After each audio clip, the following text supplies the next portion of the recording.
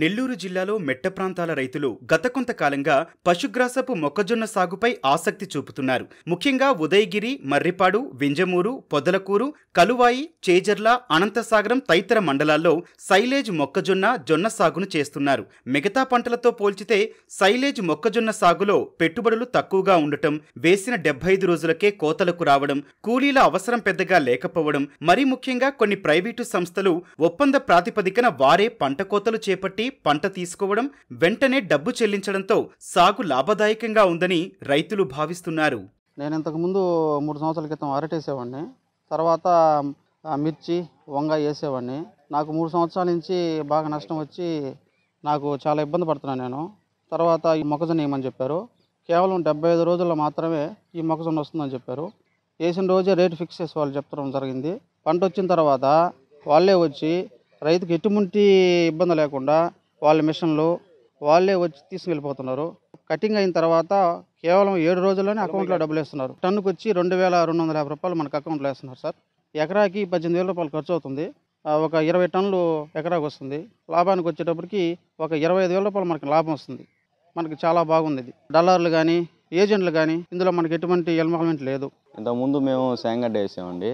శేంగడ్డ కులిపోవడం, ఇంకా రేట్ లేకపోవడం వల్ల బాగా నష్టపోయాము. అందువల్ల మీకు ఈ పంట మార్పిడి అని చెప్పారు. పంట మార్పిడి మొక్కజొన్నలోకి వచ్చాము. ఈ మొక్కజొన్న వేయడం వల్ల మాకు ఒక 10,000-15,000 ప్రాఫిట్ వస్తుంది.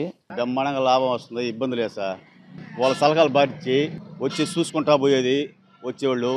ఏమన్నా పిండి ఏమన్నా ముందు గింది ఏమన్నా తక్కువ ఉందా వచ్చేవాళ్ళు, వాళ్ళ కంపెనీ తరఫున మనుషులు వచ్చి చూసి నాకు సలహా చెప్పేది. వాళ్ళు చెప్పిన భారం నేను చేస్తున్నాను. నాకు బాగా ఆదాయం వచ్చింది.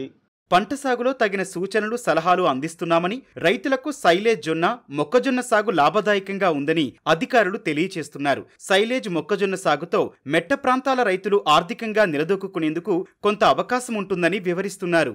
ఈ సైలేజ్ మొక్కజొన్నలో మేలైన యాజమాన్య పద్ధతులు కానీ పాటించినట్లయితే రైతుల సోదరులు కూడా మంచి దిగుబడులు సాధించడానికి అవకాశం ఉంటుంది. సైలేజ్ మొక్కజొన్న ప్రధానంగా ఖరీఫ్లో జూన్, జూలై మాసాల్లో, అదేవిధంగా రబీలోకి వచ్చేసి అక్టోబర్, నవంబర్ మాసాల్లో అనుకూలం.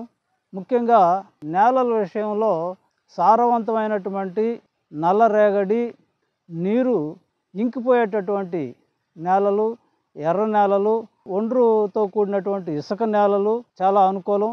చౌడు పొలాలు, అదేవిధంగా నీరు నిల్వ ఉండే పొలాలు ఈ సైలేజ్ మొక్కజొన్నకి పనికిరావు. pH 6.5 నుంచి 7.5 వరకు ఉన్నటువంటి నేలలు ఈ సైలేజ్ మొక్కజొన్నకి అనుకూలం. ఈ సైలేజ్ మొక్కజొన్న నాటదలిచినటువంటి రైతులు బోదికి 45 సెంటీమీటర్లు, మొక్కకి 10 సెంటీమీటర్లు వ్యవధిలో ఒక 10-12 కిలోలు కానీ వేసుకున్నట్లయితే ఆశించినటువంటి దిగుబడులు కూడా సాధించవచ్చు. ఫ్యాక్టరీ స్టార్ట్ చేసి కనీసం 9 సంవత్సరాలు అయింది. 9 సంవత్సరాల్లో మాకు ఇక్కడ 50-60 మంది గ్రోయర్స్తో స్టార్ట్ అయ్యి ఇప్పుడు 500 మంది తయారైనారు.